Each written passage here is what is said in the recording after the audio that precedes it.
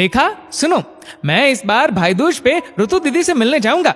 राखी पर भी नहीं गया और दीदी भी बीमारी के कारण इस बार नहीं आ पाई। बहुत महीने हो गए।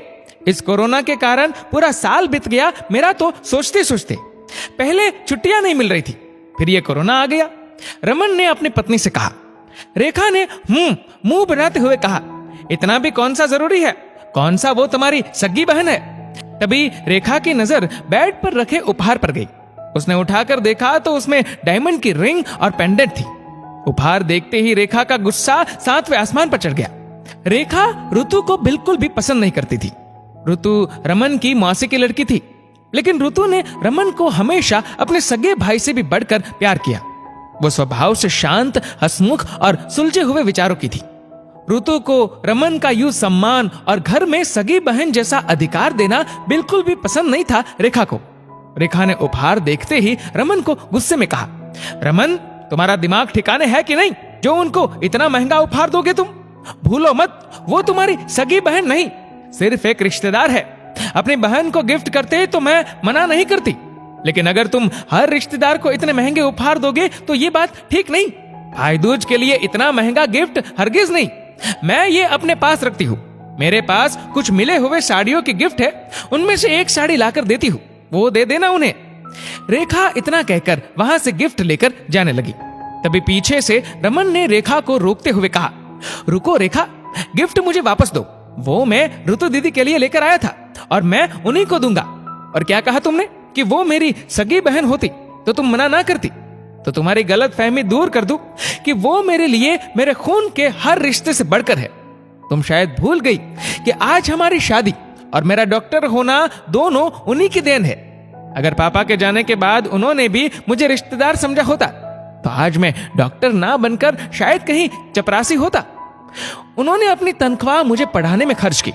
उनको किसी महंगे उपहार की जरूरत नहीं, क्योंकि वो खुद ही इतनी सक्षम है कि हर महंगी सस्ती चीज खुद के लिए ले सके। और तुम्हें अच्छे से पता है कि वो इससे ज्यादा डिजर्व करती है। वो एक पढ़ी लिखी और सेल्फ डिपेंडेंट औरत है।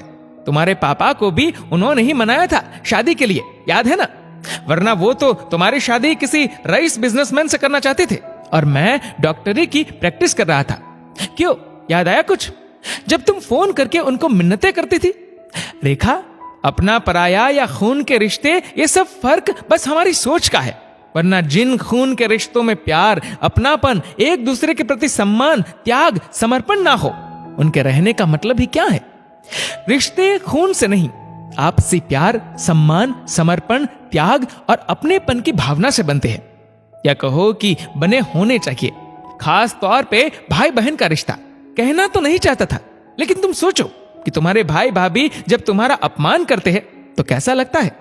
कैसे तुम अपने भाई को अपने किए हुए कार्य और रिश्ते की दुहाई देती हो? तुम्हारा रिश्ता तो खून का ही है ना। फिर खुद के लिए तुमको जो चीज नहीं पसंद वो ऋतु दीदी के लिए क्यों पसंद है? तुम्हें दुख होता है कि तुम्हारी भाभी तुम्हें नहीं समझती, तो तुम भी तो ऋतु दीदी की भाभी हो, तो तुम क्यों अपनी भाभी की तरह व्यवहार कर रही हो? मेरा इरादा तुम्हारा दिल दुखाना नहीं था, लेकिन मैं अपनी बहन का अपमान भी बर्दाश्त नहीं कर सकता। रेखा की नजरें आज झुक गई। उसने कहा, रमन तुम सही कह रहे हो। मैं भूल गई कि एक बहन को भाई से सिर्फ मायके का प्यार और सम्मान चाहिए होता है। रुको, मैं भी अपना सामान रख लेती हूँ। मैं भी तुम्हारे साथ चलकर उन्हें मिल लूंगी। रमन और रेखा भाई दूज के दिन ऋतु से मिलने उसके घर पहुंचे। ऋतु के चेहरे पर उन दोनों को देखते ही खुशी की लहर दौड़ गई। ऋतु ने इतने प्यार और अपनेपन से दोनों का स्वागत किया कि रेखा खुद की नजरों में ही शर्मिंदगी महसूस कर रही थी। सबने मिलकर भाई दूज का त्योहार मनाया। शाम को ऋतु की कुछ सहेलियां उससे मिलने घर आई, तो ऋतु ने रेखा को सबसे परिचय कराते हुए जब कहा कि ये मेरी भाभी है, मेरे छोटे भाई की पत्नी। इतना सुनते रेखा की नजरें एकटक ऋतु को निहारने लगी। ऋतु ने उन दोनों के लिए ही ऑफिस से छुट्टियां ली, पूरा शहर घुमाया। रेखा को एक पल के लिए भी नहीं महसूस हुआ कि वो किसी पराये के साथ है। ऋतु का इस तरह दोस्ताना और अपनेपन से ओतप्रोत प्रेम भरा व्यवहार देखकर रेखा आज शर्मिंदा थी कि उसने इतने खूबसूरत रिश्ते और इतनी प्यारी ननद के लिए ऐसा सोचा। वहां से लौटते वक्त रेखा ऋतु के गले लग गई और कहा, दीदी आपका इंतजार रहेगा, जल्दी आइएगा।